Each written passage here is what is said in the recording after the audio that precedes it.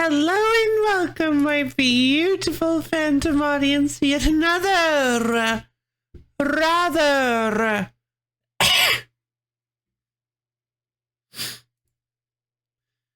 dungeon diving low-fidelity stream. How's everybody doing today?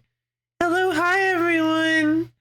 Borb, thank you for the almond contribution to the wheel stream. Good, Melody, thank you for the almond contributions to the wheel stream.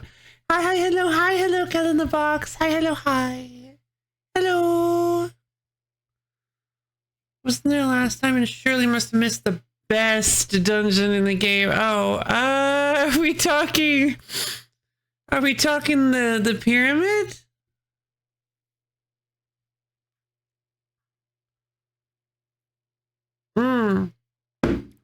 Yeah, I got ambushed by a lot of chests. I don't usually talk about this, but if you guys go to the description, I was pretty happy about this.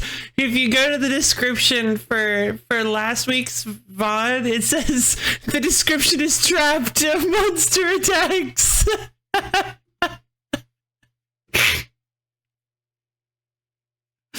So yeah.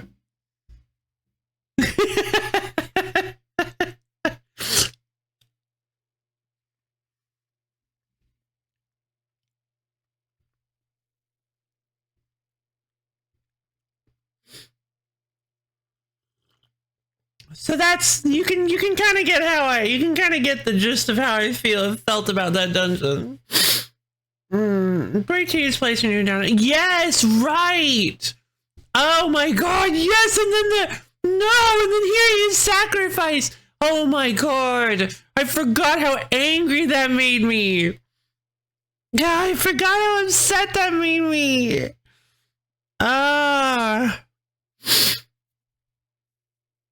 Jeez. Yeah, that,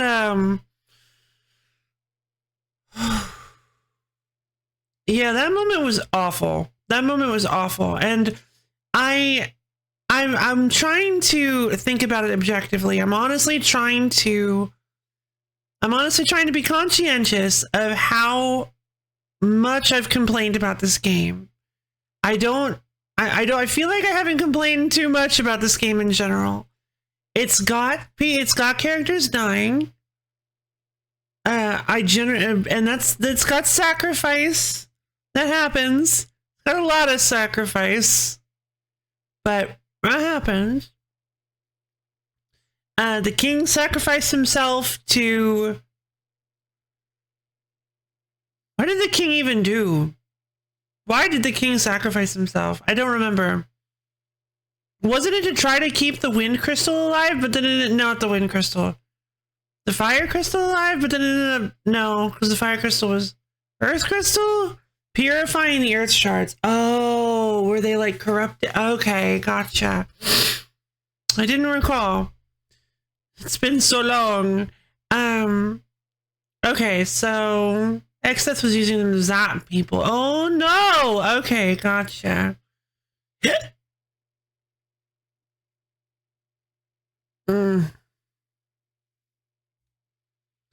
I see. Back before he had attained his true form as Tree. But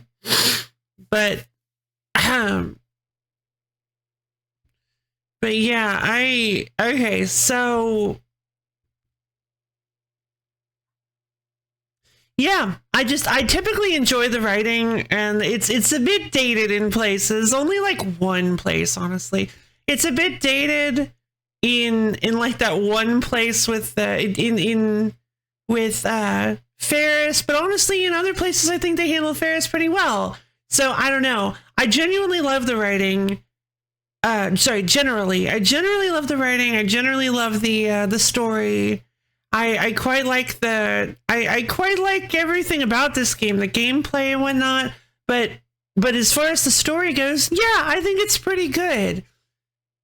But that one moment with Hiryu sacrificing himself and then the party literally never acknowledging it, not yet at least, The party literally not acknowledging it, and then right after, Butts gets to have his rage moment where all of the cities of the world are wiped out, and he freaks out and goes on a rampage and is like, oh, I'm gonna kill X-Death. But we don't get anything. We don't get any time for Hiryu's sacrifice to breathe, and then nobody ever mentions it. At least they haven't yet, and it makes me really upset because I don't even know if the party members are aware that Hiryu sacrificed himself. Like, they were all unconscious, I think. I think they might have all been unconscious.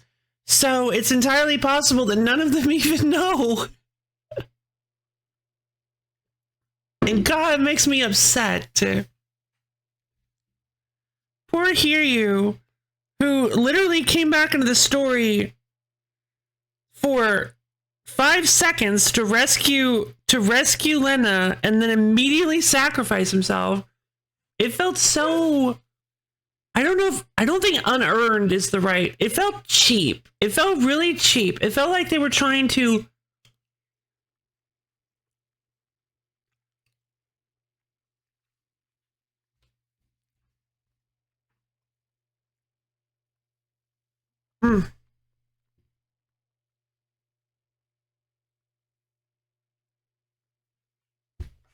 get a reaction, kind of like Galoof again. Oh, here's another character sacrificing themselves. This is heartbreaking, right? It's like, yeah, but it's also kind of infuriating because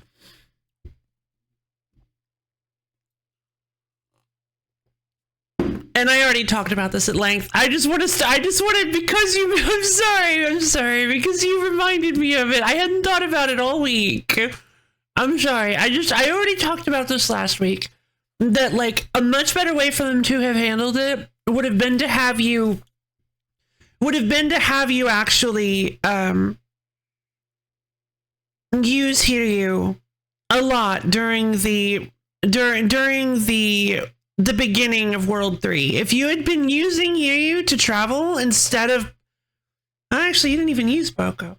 You used Boko at first, but if you'd been using if you would use Boko for like the first part of it, then it had gone to Hiryu, and you used Hiryu to travel, it would have been like, it just occurred to me that's I already kind of talked about this. That's exactly how the beginning of the game went. So you started on Boko, but then Boko got hurt pretty quickly, and you had to go to the pirate cave, and you traveled with Ferris. Then you had to go rescue Hiryu, and then you had to go get the fire ship, and then it became the airship. So like you had that progression, and so sorry, brain popped and sizzled. You had the progression, and it kind of felt like maybe they intended for there to be the same like mirrored progression, because the game of Minivy it is, because you started on Boko, and then you got separated from Boko, and then you did a dungeon, and then after the dungeon it's like, oh hey, there's a ship that you can use, and I'm like, oh, okay, kind of like the kind of like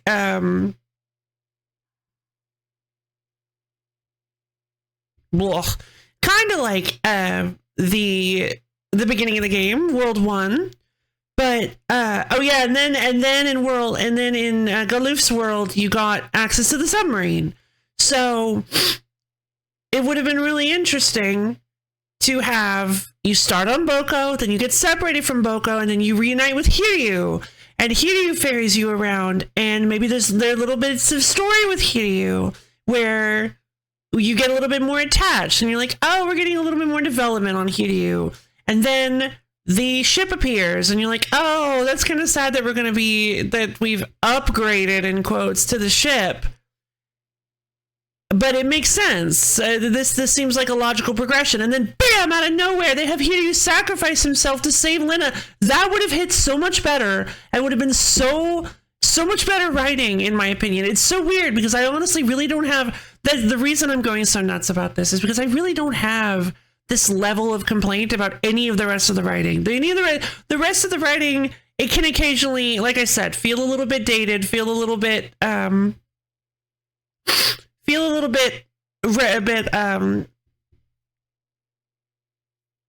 a little bit old, a little bit but overall I kind of like it. This is the one time I felt like it was just a really, really bad writing decision, and that makes me very, very miffed. Very, very, very grunchy. So yeah, that's that's your Lo-Fi Lady rant for the morning. I hope you guys enjoyed it. Thinking of stories that are killing off characters because the cast has gotten too bloated, but with treats for TV.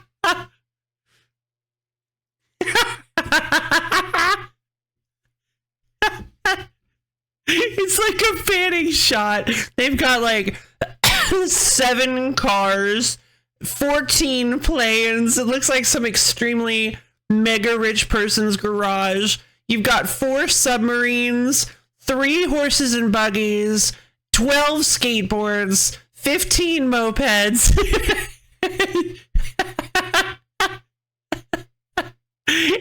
832 bicycles and 2 horses. No, it can't be. Well, yeah, because they're living vehicles too. And it just like zooms out. It's like no one is safe.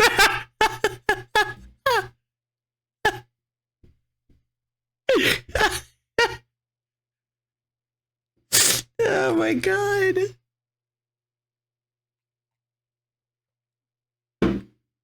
Oh man. It's like the new Game of Thrones.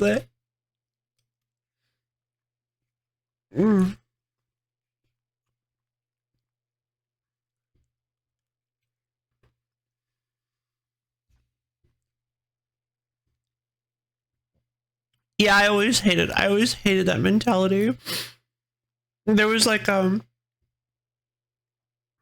the time things like I remember around the time Attack on Titan was super duper popular, when it just like I don't know if it had just come out or if like season 2 had just come out. I don't really care. I don't like Attack on Titan. But I remember hearing somebody saying like, oh, it's so cool because no one is safe. And I'm like, I really don't like that mentality. Like, no one is safe. That's why people liked Game of Thrones as well. Well, not the only reason, but I know that's one of the reasons people liked it, is because of the no one is safe. Anybody could die at any time. And I'm like, yeah, that's kind of not why I enjoy media. Well, I mean, it kind of is like I feel like if you engage with a piece of media, like, and don't just like try to solve it meta-wise, it's entirely possible for anybody to die at any time. Like, yeah, the more you get used to media, you're like, oh well, this is the main character. No way, no way possible. But I don't know.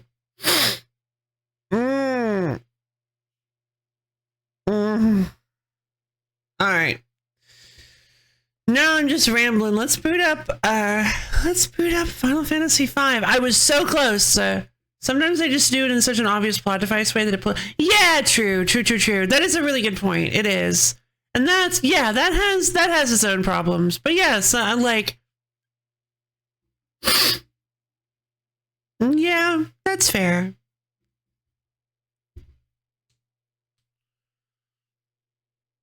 And not just, yeah, I kind of feel like, yeah, when it feels more like the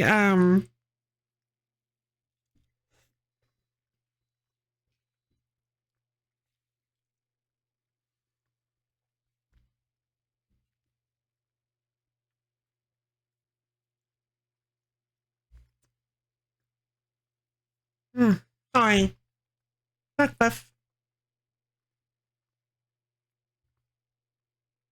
When feels more like the hand of the author is keeping a character alive or directing events than the actual events are directing themselves. Yeah, that can get really frustrating because it can feel really, really contrived.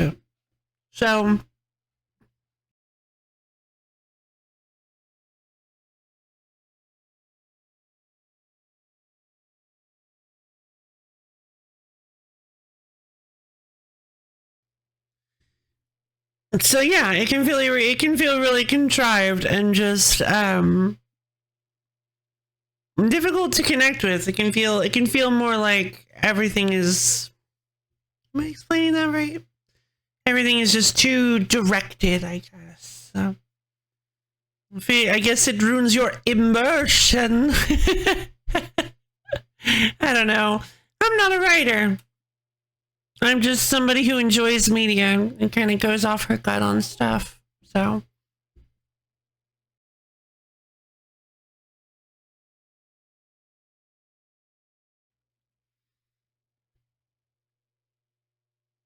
Sorry if some of my takes are super, super basic.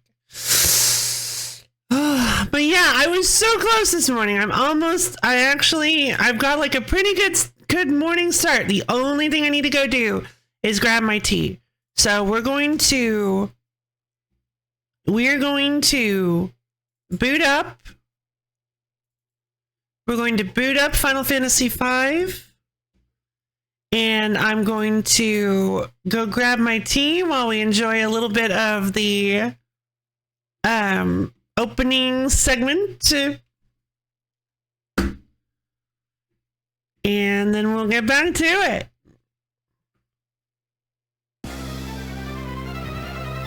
I swear, you were connected. I know you were. There you are. There's a thing in the anime I was watching where they had written the antagonist so powerful the protagonist had no reasonable chance of doing anything, and they just threw in a new character with a wildly overpowered ability to weaken the antagonist and then immediately die. I think I know. Unless that's unfortunately common, I think I know exactly what you're talking about. Yeah. It's it.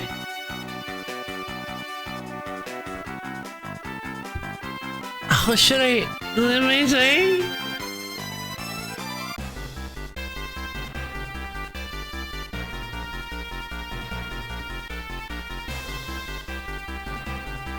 Is it? That's wild. That's wild. Oh, hey, hold on.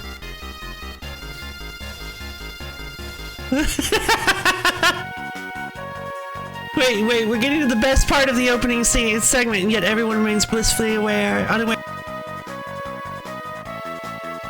The crystals remains uncold.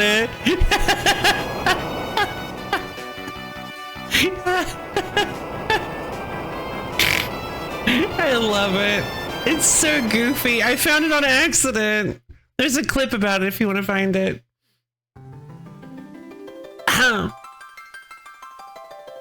Oh no, Lex Luthor has Superman cornered with a huge chunk of kryptonite. The only person who can save him now is the kryptonite disintegrator. Yeah.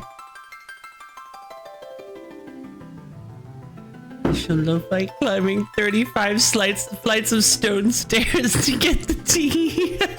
Yes, my training arc. Alright, I'll be back soon. We're gonna go get ourselves some tea, and I'll be back seeing you guys.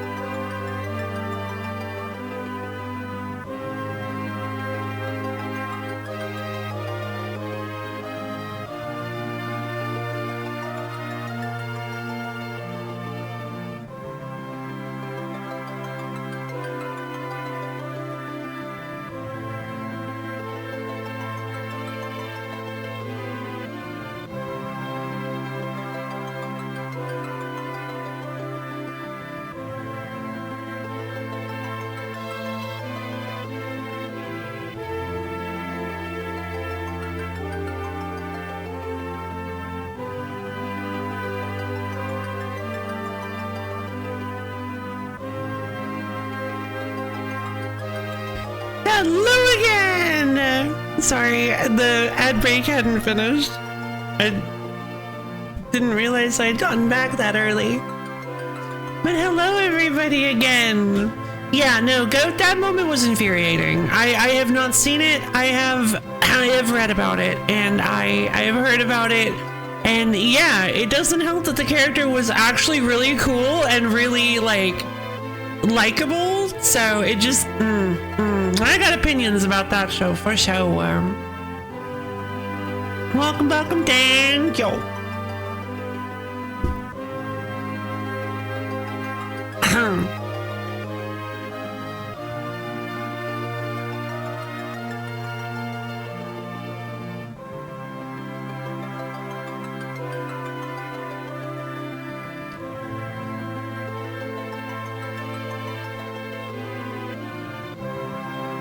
Long time.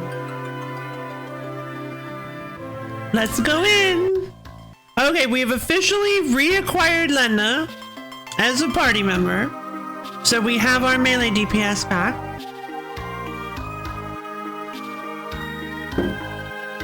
She's staring at me and putting her paw on my leg. What could this mean? Have you fed? Have you fed it? Have you fed the vacuum today? Have you fed your black hole today? Maybe she hungry.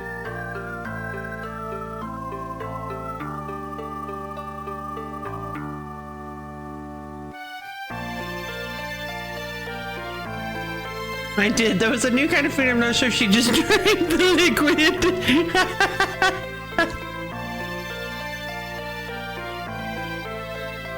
Ah, yes, this cocktail is quite strange, but, I will accept it. Now, where is the entree?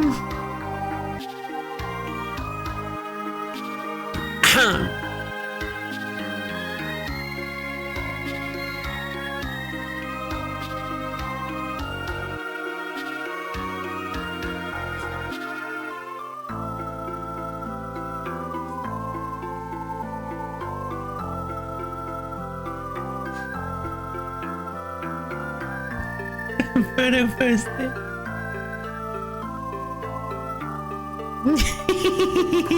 Feed the abyss. Yes, I love this. Me. Always remember to feed your black hole. Aren't really adorable. Here we go. Oh God, she's gotten so big. I remember. Oh man, God, I can't help but think of Aubrey as like the adorable little kitten. I still do that. God, it hasn't even been that long. It's only been like, what, a couple of years? God, she's so big.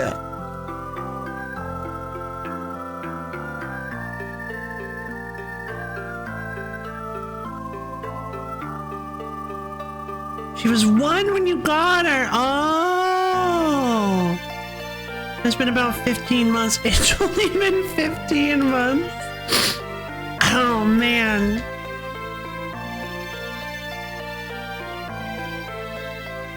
Gonna name her Aubrey. Wow. September 15th, 2024. Gonna name her Aubrey. Oh. She was much bigger than I remembered her being. That's so weird. I remembered her being this really tiny kitten. I must have gotten my wires crossed with someone else.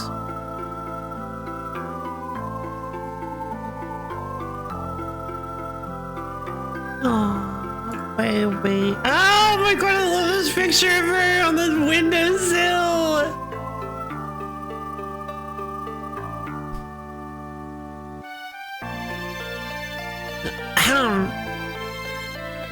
She's grown a little bit, not that much. I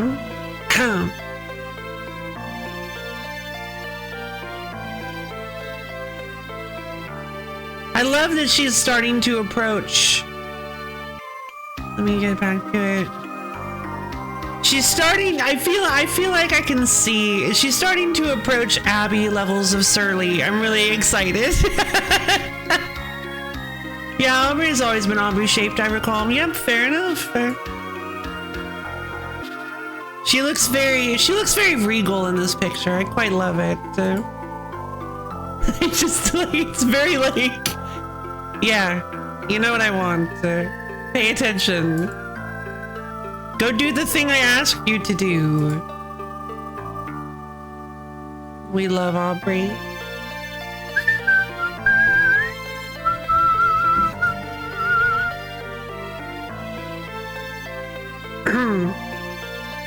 Yeah, I am absolutely not.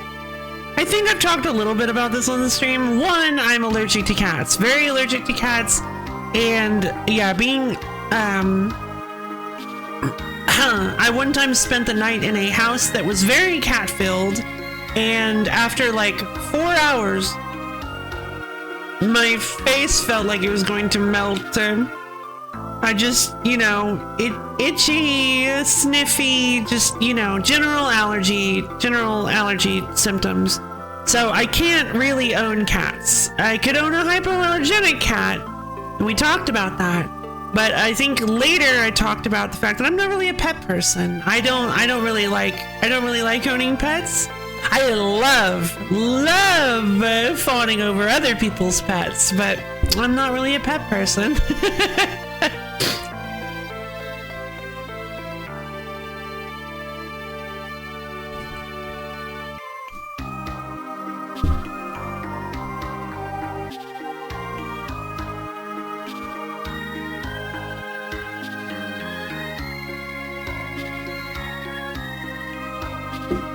I'm mildly allergic, mostly slightly runny nose. Sometimes the coughing can get out of control, but yeah, that's kind of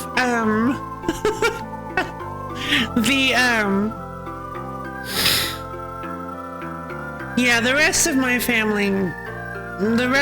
family is that way with dogs, and we always had dogs growing up, so that was they always lived a little bit miserable. But they felt like it was worth it.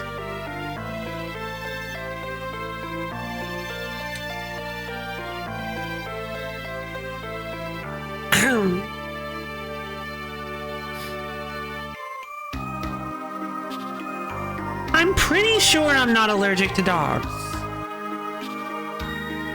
Like, unless I'm just... Yeah, I'm pretty sure I'm not allergic to dogs, but I am allergic to cats for sure.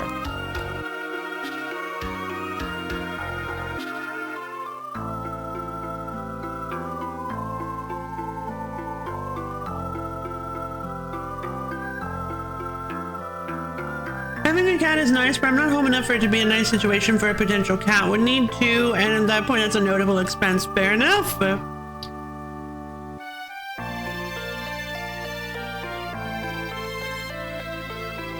Yeah, and that's also a good point. Is that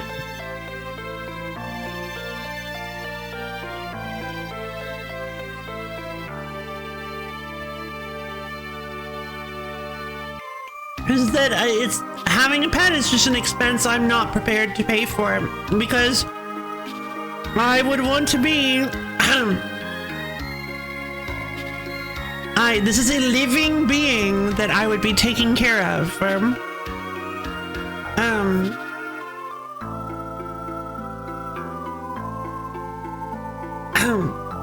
People like I know people cringe about the whole some people, not everybody. I've heard some people cringe about the term fur baby and people who treat their pets like their children. But I mean, in a way, they're a dependent. They're dependent on you. They are a living being that requires you to survive. Food, care, love, shelter, exercise, activity, interaction, and once they start to get older, medical bills and various things like that. And even not necessarily when they're older, just when things happen. So long fur baby, yeah. So like, yeah, they are a responsibility that a lot of people are not prepared to take care of, like me. So yeah, I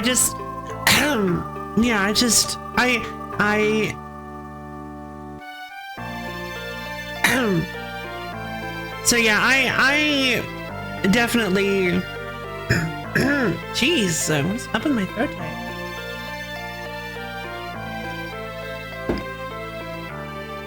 I've seen a lot of cases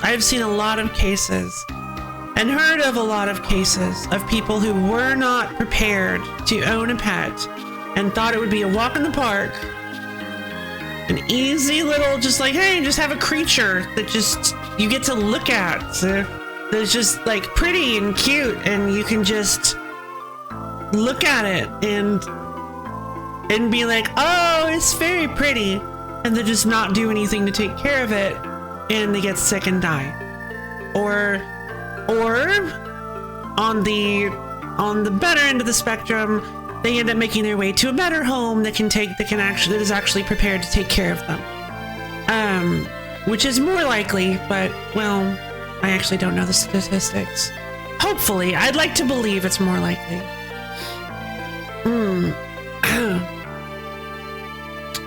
But yeah.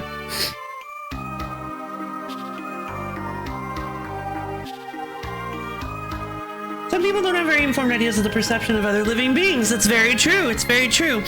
Outside of other humans, yeah. It's sometimes you've got people who just don't really think about other living beings like that. I've seen a lot of cases. Did I say cases? Yeah. Lo fue, señorita. Sí. Sí.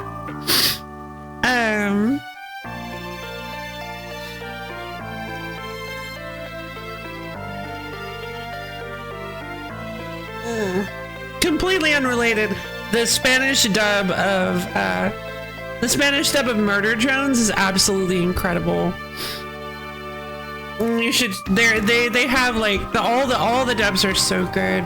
The Russian one is really good too, because there's a specific character that speaks in Russian, and they actually have them speak in English for the Russian dub. It's pretty good. But yeah, I have seen quite a lot of quesas. Except I don't think quesa is a word.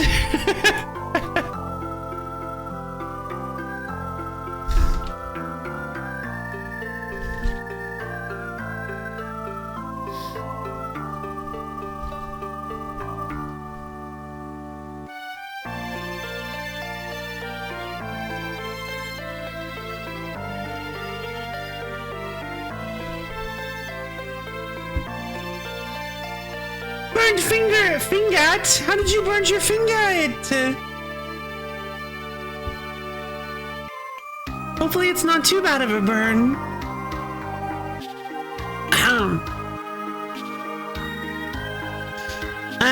Fun fact, and I think this is just with like super, super bad burns, but I learned that I learned something a long time ago that I was actually really intrigued by. Burning finger! No, Mellaby's hurt! Go quit posing over Melleby! Quit posing over Melleby and go get the first aid kit!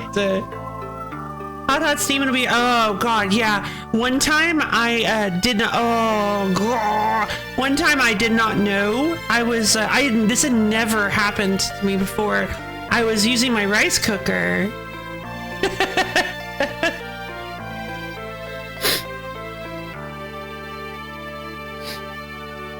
And I had grabbed the,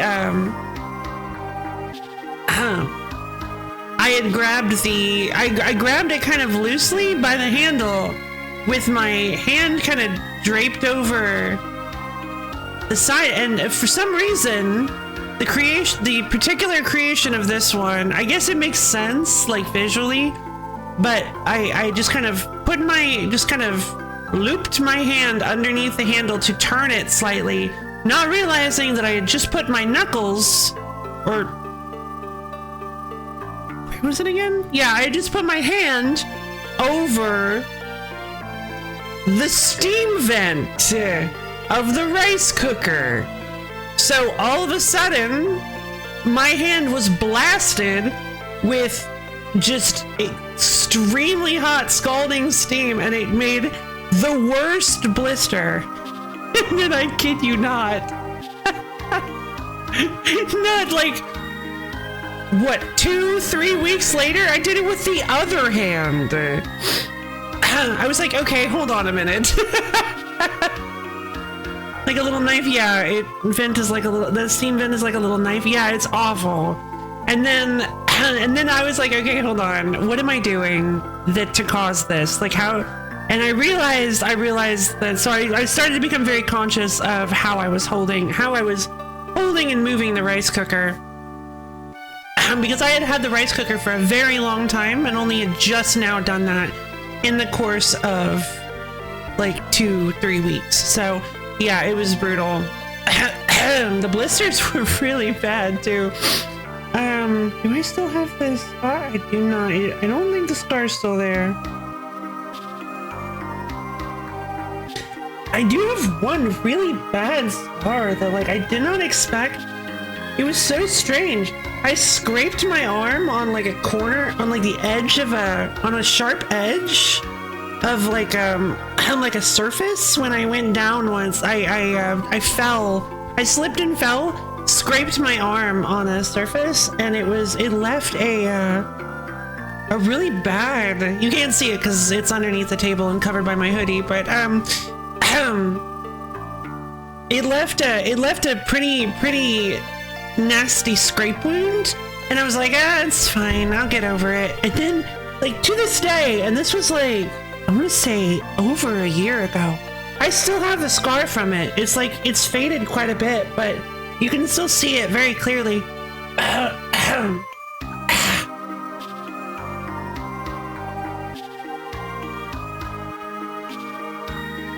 And I have absolutely no idea why. It wasn't even that bad of an injury.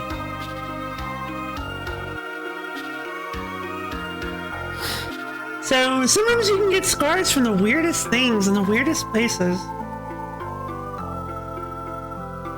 But yeah, I tend to get lots of really obnoxious scrapes and cuts all over my arms and legs. I don't know how they happen, but they just do.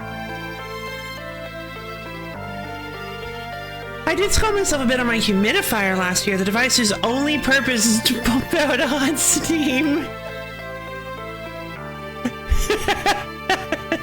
Like, how could you do this to me? This is my one purpose, so.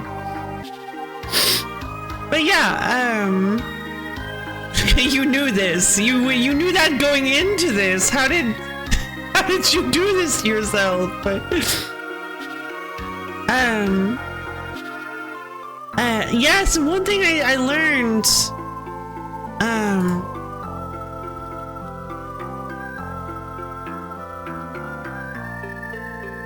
let's see, I'm gonna double check before I actually start, yeah.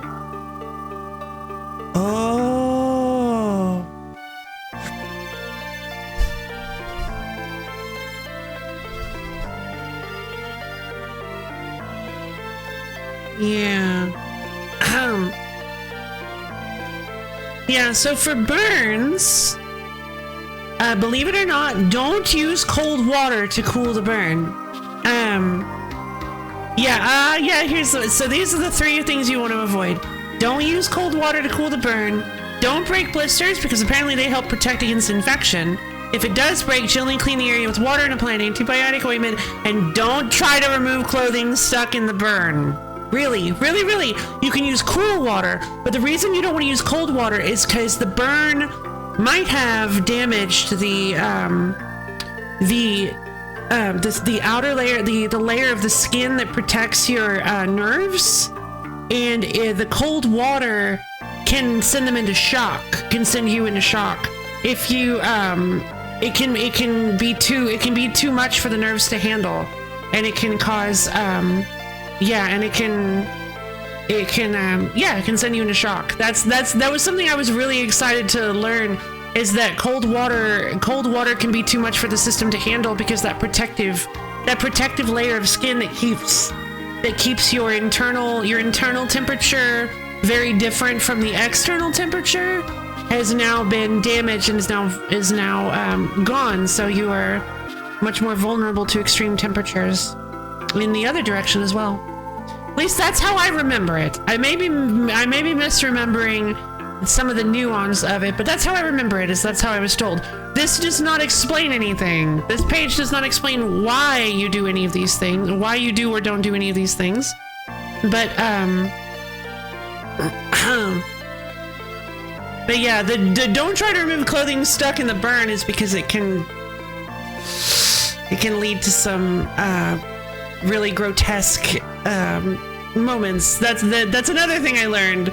But the break blisters sounds kind of familiar, but I don't remember it as much as cold water and clothing. The cold water can send the patient into shock, and the clothing can become fused if the burn is bad enough, like really, really bad. The clothing can become fused with the skin, and just take the skin off when you try to remove it. So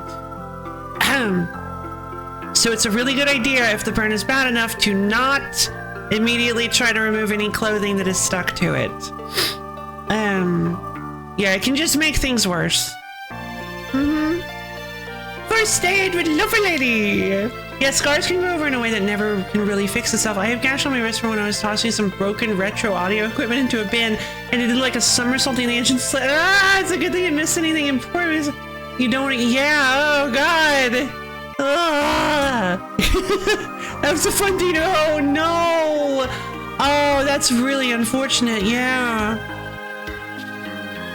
Jeez.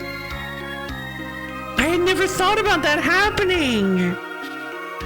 Oh no. And I can just imagine it too. The interactions. Oh god. Yeah, I'm so sorry that happened to you.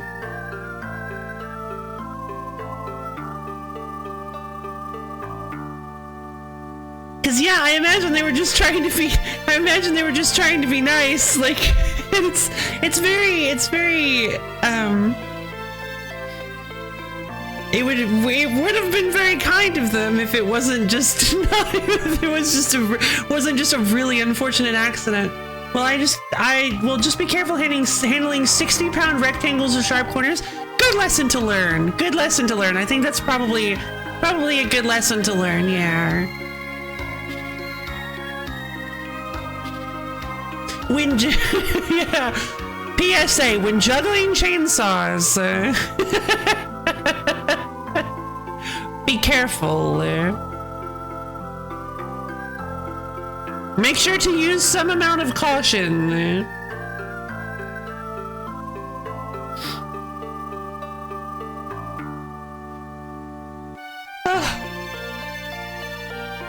Warning: when wrestling bears, make sure the bear has been fed ahead of time.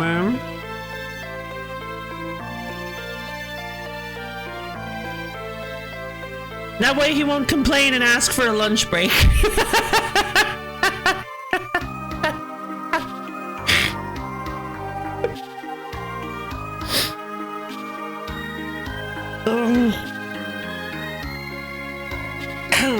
You can't keep me from my 60-pound sharp rectangle juggling hobby.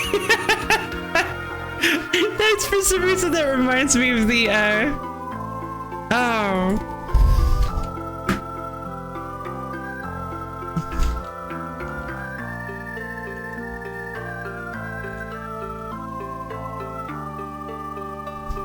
Here, where is it? Where is it?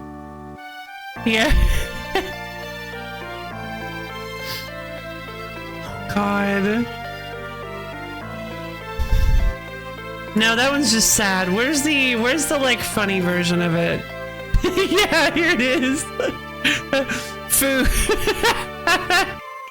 Food, $200. Data, $150. Rent, $800. Candles, $3,600. Utility, $150. Someone who is good at the economy, please help me budget this. My family is dying.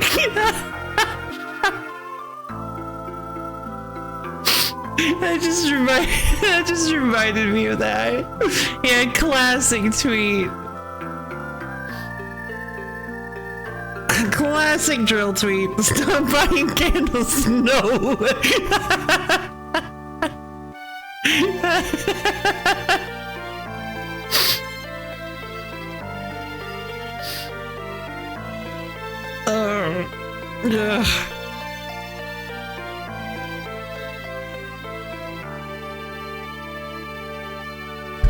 Someone who's good at the economy.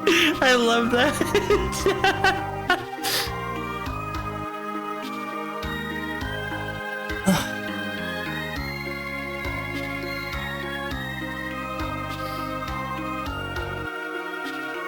Yeah, I think I only heard about that tweet a few years ago, so it's cool. It's interesting to see that it's a 12-year-old tweet. So yeah, that's good. That means more people would understand the reference.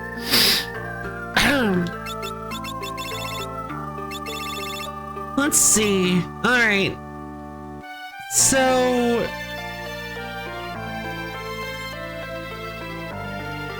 we're an hour into the stream and we've done absolutely nothing.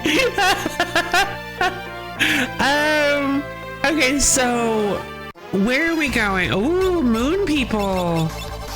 No, not moon flute. Alright, well, auto battler time.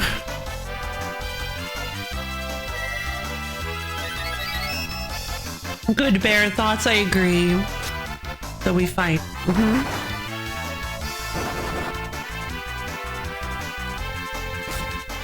Meeple. Indeed. It's short for moon people. Backfired, huh?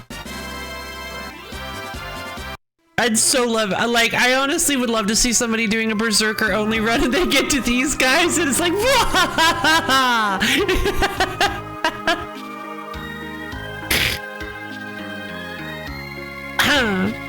that flute can't affect me because I can't read.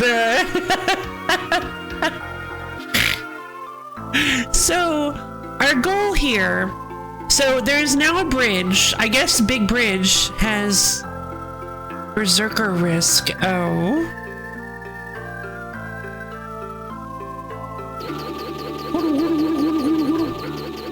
So we found, Big Bridge, I believe this is supposed to be Big Bridge, has landed in the middle of here, connecting this temple.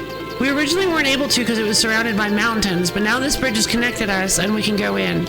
I've already opened the door, but what is this town? Oh, this is the Valley of the Windrakes. Guys, we found it.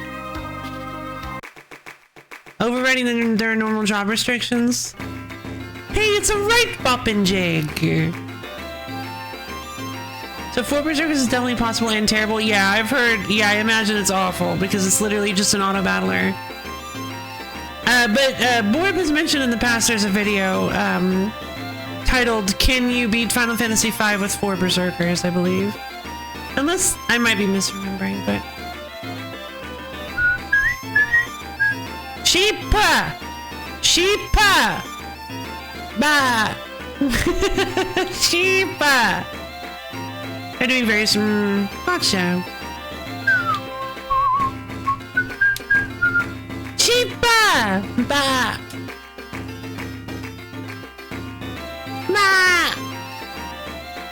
Love me some sheepa. Look! The ritual! Uga chaka!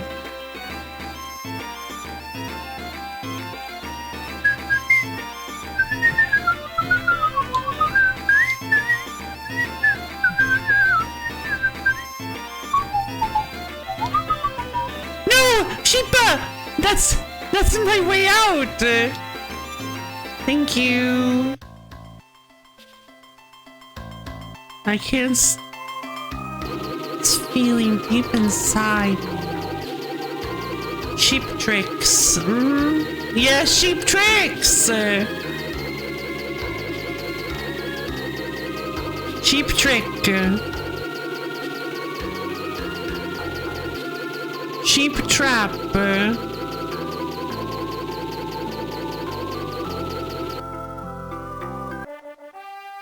It just sounds like I'm saying random words.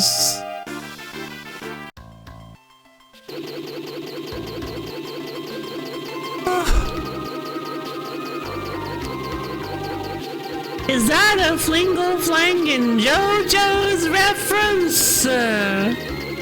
What's this? Karnak! How did you get over here?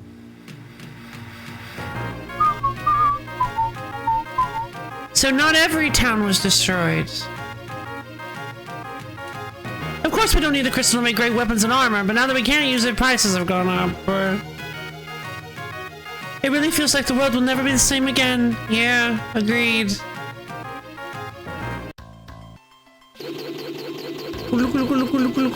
Okay, so they said, so Bahamut said I needed to go to a mountain, to North Mountain, I think?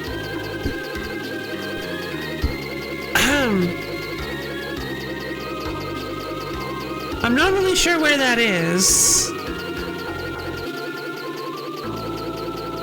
I don't know if it's this place. It might be this place because we actually cannot go here with the airship. You cannot land in the desert or the forest with the airship.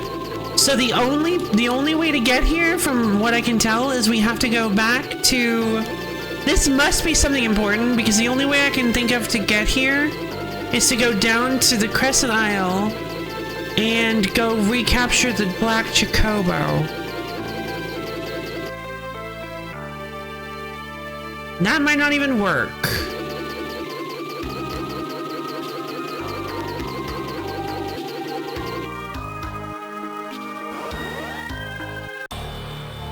What? We are time travelers living between dimensions. This is the town that floats within the rift. That's why it's called the Phantom Village. I have found the Phantom Village. Since we're talking to you like this, does that mean we're back in the real world? Trapped between dimensions, time has stopped in this town. Congrats on stumbling into the Phantom Village. Yeah, I'm kind of curious as to what the odds of this happening were. How many people have done this before with Guideless? Have you been to the Phoenix Tower? I heard that a dead dragon went there and was reborn as a phoenix. Oh, wait a minute. Could I get the phoenix summon that way? Ah, the Black Chocobo is still here. Good morning, Random NJ. I hope you enjoy watching me stumble into a rare and sacred location. How are you doing today? I think there's a hint about something. Makes sense. The run's going pretty well. I've got a pretty odd team here. This is my first playthrough, by the way. It's all good. Thank you. Let me go ahead and I've just realized I forgot to put a very important tag lag. First playthrough. No spoilers, please. Oh. Yeah, this is the first time I've ever played Final Fantasy V. Obviously we have the main character, Lena. We have Butts, her supporting cast of Butts, the white mage. Lena is the samurai because she's the main character. Then we have the supporting character, Butts as a white mage, white-red mage. Creel is a thief because that's what her grandfather was.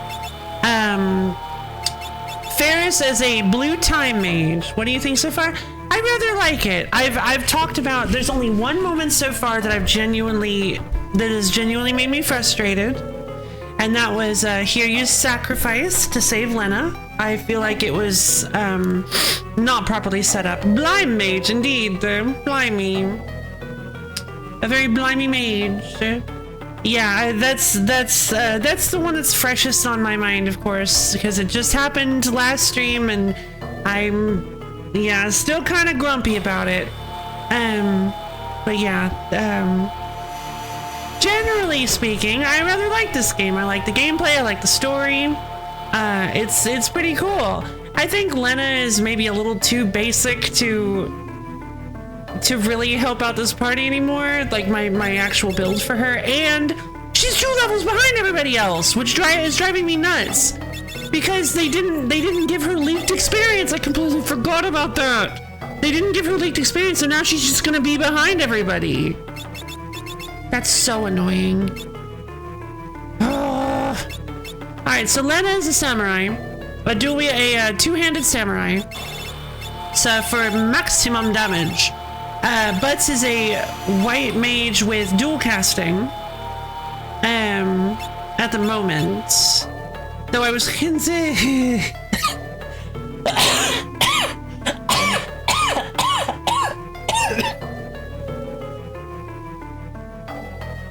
considering making him a black mage because we needed more DPS while Lena was gone.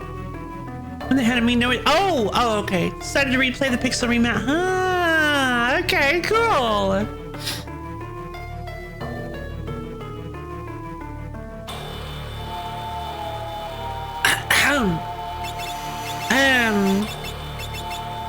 Creel is a thief with Creel did have dual or barehanded from the monk.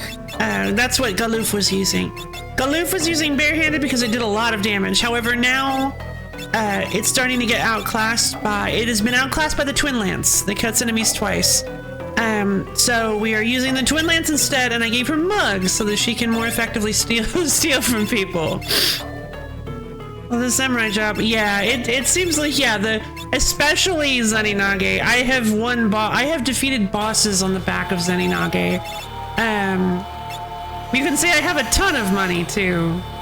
The Twin Lance? I believe I got it from I'm pretty sure I got it from the pyramid. It was a room in the pyramid.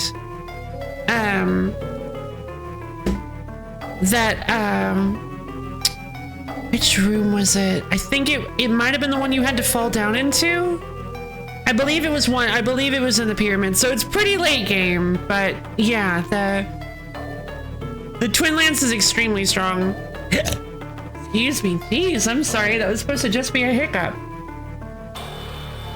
Ah, wonderful.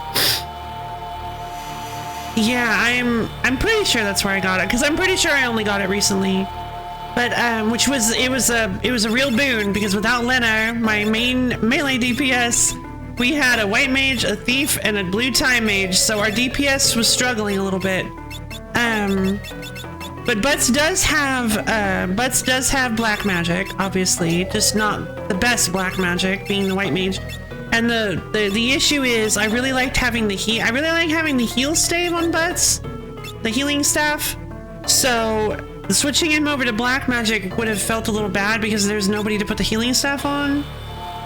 Lena just has two-handed, so that she can use a a second so that she can double the power of her sword.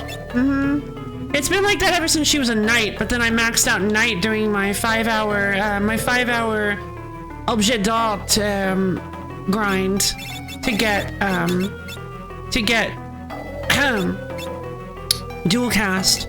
I got dual cast before we went to get the wind grass for the Windrake in Galuf's world by grinding the creatures underneath Galuf's under Castle Ball. I noticed when I fought them they gave tons of ABP, and I was like, hold on a minute. And then I booted up the stream one day and I was feeling really bad. Everything was like, my head was hurting. All sound was driving me nuts. And I was like, I'm having such a bad day, guys. Can we just grind objet d'arts to get dual cast for 5 hours? So that's what we did. Yeah, dual cast summoner was, I believe, Sickleborb desperately needs to heat up some soup. Oh no! Get you some soup!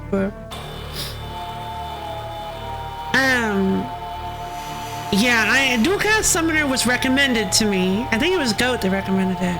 Somebody did. Dual cast summoner was recommended to me. But it's very expensive. And to be fair, I did get the golden hairpin. So theoretically, it actually might be a lot better. God, Carbuncle is 45? I don't even know what Carbuncle does. Yeah. Titan is 25, Golem is 18. It's just so much money. It's so much MP to cast summons. But I will say that it might be worth it. Summoner has the highest magic, from what I can tell, Summoner has the highest magic stat of any class. Excuse me. But the problem is that once I get out of access to Phoenix, I'm hoping Phoenix is a thing. I'm hoping I can get access to Phoenix, which may actually make it which may actually be a really good, excuse me. 1,000 years ago, I watched as the world was split into two. Afterwards, the village was sucked here. Oh! The evil warlock Inuo tried to use the power of the void to make the world his. Instead, the void engulfed him. Oh, but Tree Guy isn't gonna let that happen to him. No way, Tree.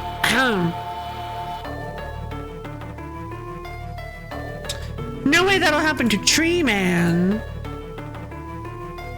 Tree Man is so powerful. And I'm running like Sonic the Hedgehog. Yeah, right?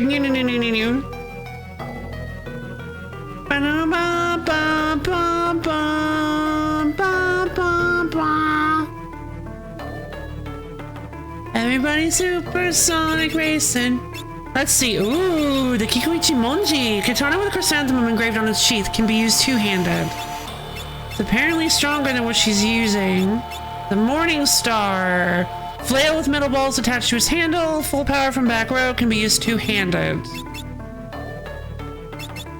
The Gaia Hammer, the Flame Tongue, the Ice Brand. Neat. Cool weapons. Yep, they found a way to give us a new store. Even after all this time. Magic Shop! What have you got? Mini Toad, Speed, Float, Teleport, Chocobo, Silpher, Mora. Oh. What? Mini Toad, Speed, Float, Teleport. So the spells you can only get from... The spells we could only get from... Or that we got from... Side quests. Ah! So this is where I see... Because you said that's where you're supposed to get Toad. Yeah, I ended up finding a little event in I believe it was in Butt's hometown that gave me Toad. That just is a little hint for anybody who hasn't found it yet. I do not remember where I got Minnie, but yeah, I don't remember. I know I got Teleport. I remember getting Teleport, but I just don't remember where I got it from.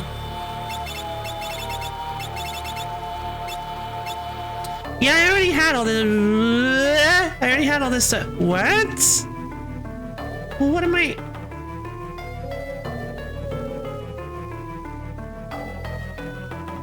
Oh, come on. Is it just they're tricking me. Ah. Oh. Oh. Revives and restores full HP to a single target. Arise. Dispel. Dispels magical effects. Death causes death. Osmos absorbs MP. Quick stops the passing of time for all but the caster. Oh my god. 77 MP. The real good stuff. Banish. Erases one enemy from the battlefield. There's no way. What? Oh, right. Because of course that makes total sense. The ultimate spells of black and white. Oh, so there's only one of each. So, oh, what could they be? Don't tell me. Don't tell me. Don't you dare. Don't you dare.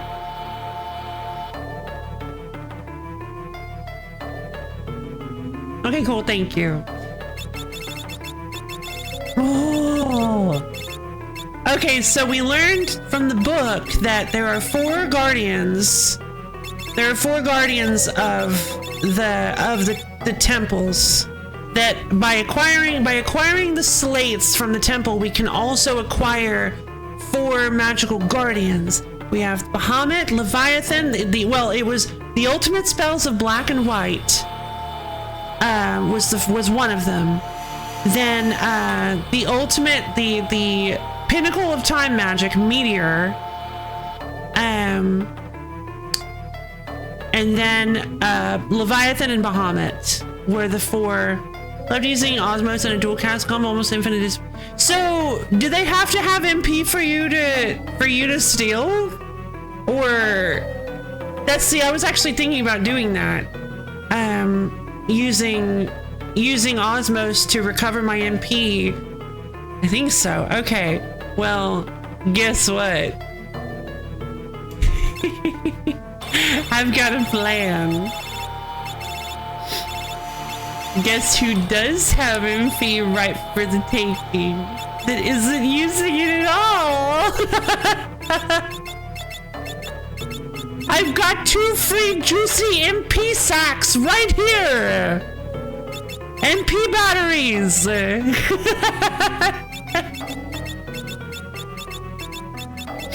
So technically I've got 300. Oh, that lines up perfectly. That's so funny.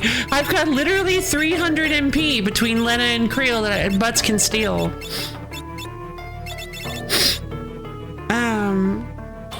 Let's see. That was the first. Thank you. That was the first thing I thought of. Was like, okay, if I stumble upon enemies that don't have MP, I guess I could use Osmos on my own party members to steal their MP, steal the MP they're not using. So yeah, there we go. Now we actually have a use for Lena and Creel's MP, which is fantastic. Okay, cool. And we got access to. Yeah, we got access to Arise and Dispel, which are very powerful white magics. We got access to Death and Osmos, which are... Oh no, Osmos is black magic! Oh, that's not good. Yet another temptation to make Butts a black mage.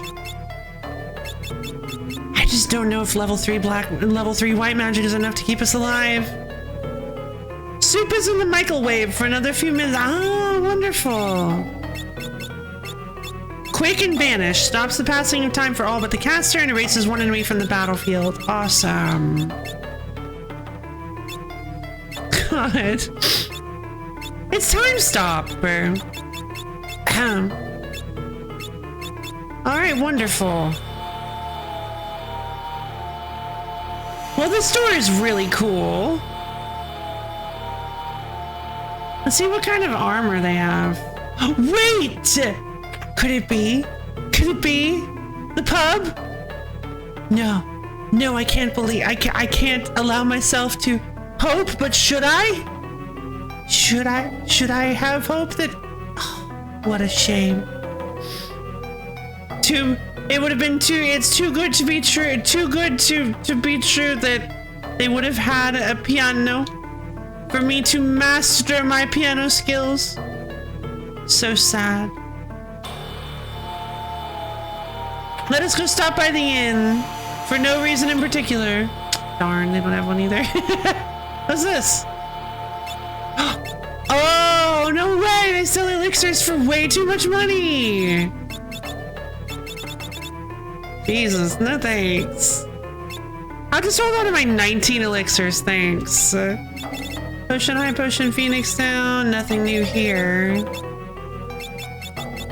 I'll buy 12 more Phoenix Downs. Gotta be careful about, I do want to use my money, obviously, but also I kind of don't want to use my money because that is Lena's main power source. When I 70 gil, where is my baby? Where is, we are back in this world. It should be here. Please tell me I can still get back to it. Oh my god. Okay. I was about to get very upset. Okay, but how do I get back to the Black Chocobo? And how do I get down there?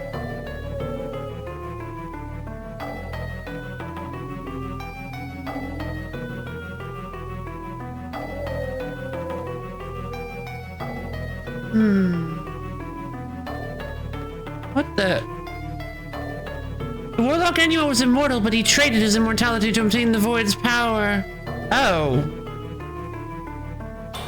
Interesting.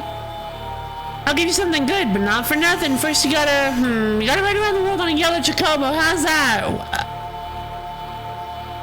Around the world? Around the world. I'm really certain there's a piano somewhere in this town! Not that anyone plays it. I knew it! I knew it! I knew you were hiding it from me! I knew you were hiding it from me! Give it to me! Yay!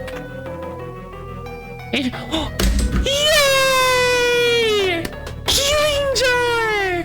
I knew! Big hugs for Healing jar! This is where you ended up! Oh my goodness! Yeah! Healing jar somehow got sucked into the barrier between dimensions. Oh my god, I'm so happy to see you again. I have missed Healing jar. That's what I was gonna leave the town to go look for. This town has 2 merchants in every store. Oh, that's fun. I love hints like this. Basement. Oh. Biddy! Alright, so there we have the Black Chocobo. So that is going to take us to Bahamut. Yes! Alright, are you guys ready? It's finally here. We have finally found the final piano! Presumably. And we are going to become a master pianist.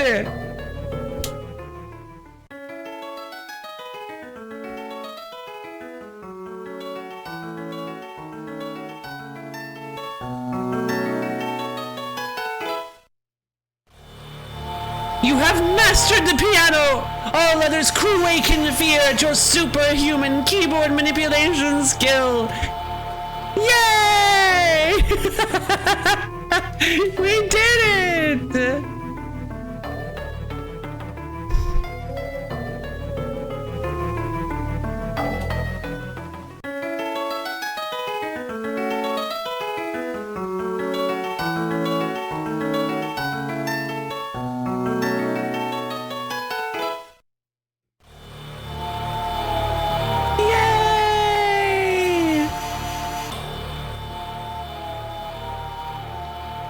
All worth it.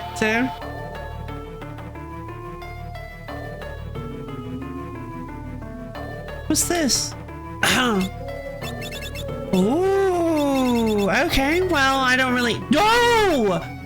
Well, does that answer your question? If you got money to burn, I'd recommend trying to get the free one, but if you can't find it, you can always come here.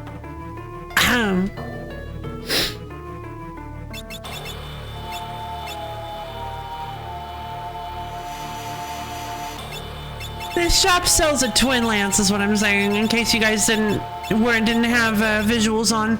I'm gonna buy the Kikuichi Monji for Lena. I feel like she needs an upgrade, especially since she's so far behind level-wise. I do love the wind slash. Oh my god! That's like almost literally dead. That's almost doubling her attack stat. Oh my god! Yep, I'll take it. Yeah, that's a pretty decent upgrade, I'd say.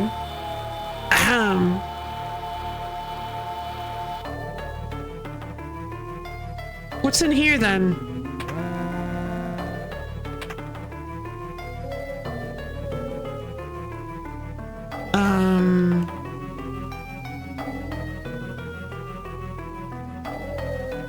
Did I do something? Yeah, I have to...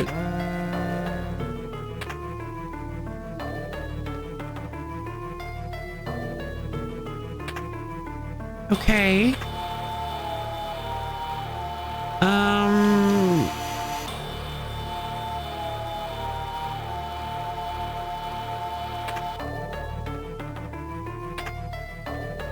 Huh.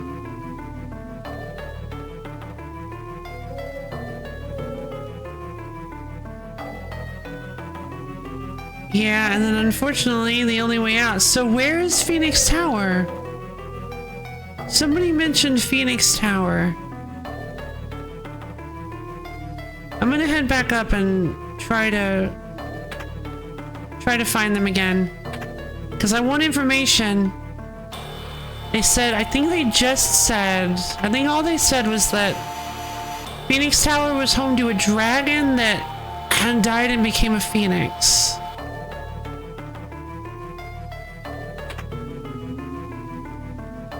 You know, I just realized I haven't talked to everybody in town. Since we're talking to you like this, I'm back in the real world, shop between dimensions. We'll split into two. Have you been to the Phoenix Tower? I heard that a dead dragon went there and was reborn as a phoenix. I have not. I don't even know where it is. Well, it's within the rift. That's why it's called the Phantom Village. Let's go to the pub and talk to the people in here. Appearing and disappearing like a desert mirage, a town where 1,000 years pass as if a single day. Not a bad song, eh? Time has returned to our town. That could... Excuse me. That can only mean the void is trying to return as well. I hear there's hidden stairwells and monsters in the Phoenix Tower. Try checking the walls. Interesting. Well, considering that... Considering that I supposedly have a thief who knows how to check for that stuff, Claire's a Creel, but keeps missing it. Hopefully she won't miss it this time. Excuse me, sir, I need to get past you. Thank you.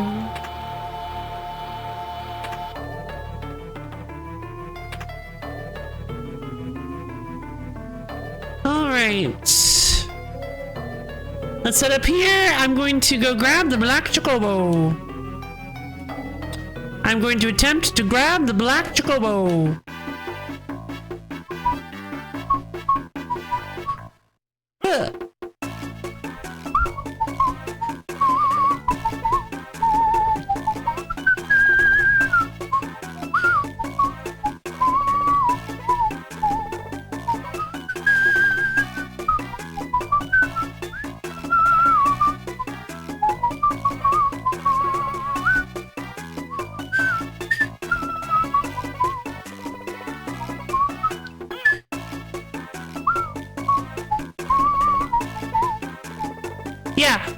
That's how you sing.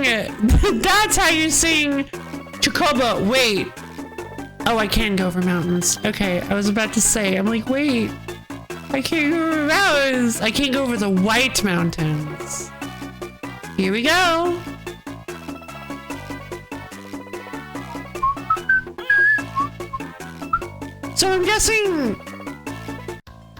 So I'm guessing these ultimate people are optional. Oh no, evil radishes! I think they're supposed to be, yeah, no, they're supposed to be tentacles.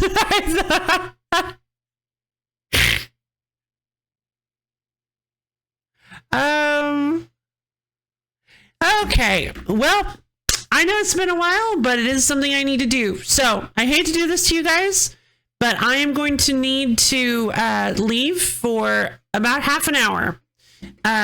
This is a thing that's just kind of become part of my life at this point. So unfortunately, it just has to happen. So I will see you guys. I'm going to go ahead and post a comment or pin a comment so that everybody who comes in knows. But I will be back as soon as I can. And we are going to continue on from the desert to go check out Bahamut. Let's see. I am going to, hey everyone, I'm going to be gone for about 30 minutes. I'll be back as soon as I can. Thank you for being patient with me. Smiley face. All right, I'm going to pin this and I will be back as soon as possible. See you guys in just about 30 minutes. Go make yourself some food or get yourself something like a drink or something. I don't know. Just take a quick break. Take a quick enough lady break and then we'll be back in earnest. See you guys soon.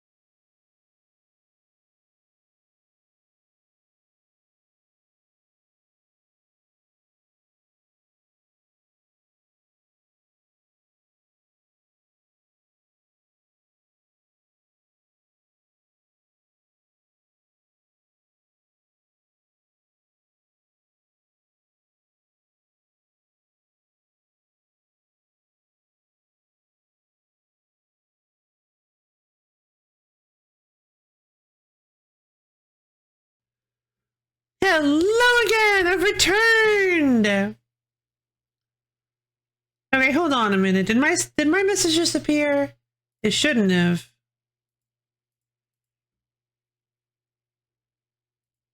I told it not to. Huh. Well, whoops. Oh, hey, look how close we are to a wheel stream. That's pretty exciting. I didn't even notice. Very polite to the sand anemones. The very polite, yes. The sand radishes, yes. The avians have been appeased. Of course, they haven't flown south yet. They're like, we have our giant kin here who will give us free bird seed.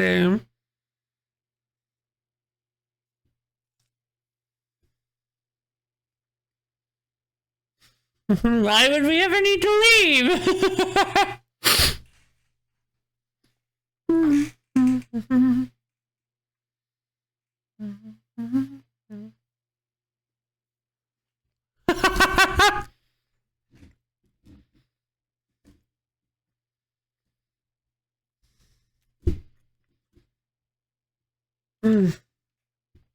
Where's you big goof? I'm gonna mug the sand radish. A lot of enemies. I don't think I need to. God.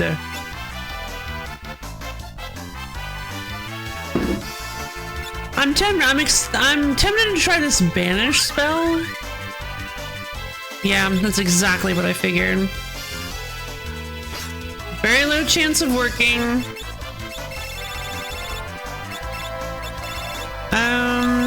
Arise, dispel. Arise fully healing them is pretty cool, but also, like, I don't know, the level 6 white magic isn't really blowing me away. The level 6 black magic seems considerably more interesting. I need to Libra these guys. Maybe they're weak to Thundara! Because they're anemones. Wait, that's 341. They're level 48! Finally!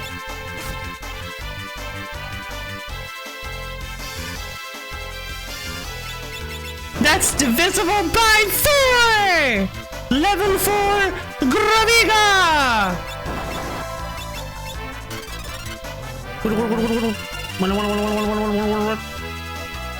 Yeah, baby!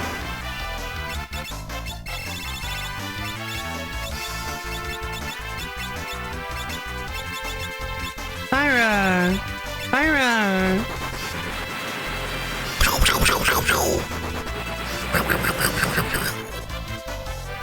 There. Oh, hey! What? Mug.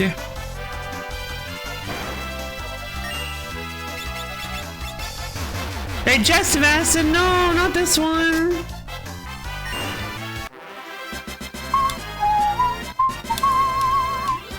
Jeez, that was a lot of prizes.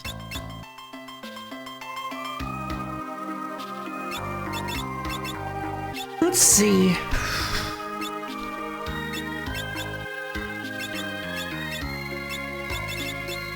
I've got quite a few high potions.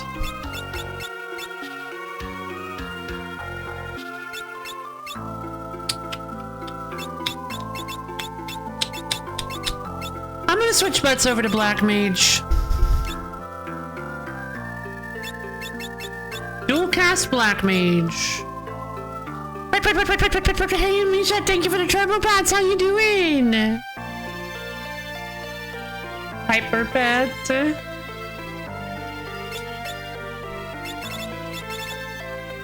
Rod that sometimes casts Bio. I mean, that would be pretty good. Bio is pretty dangerous.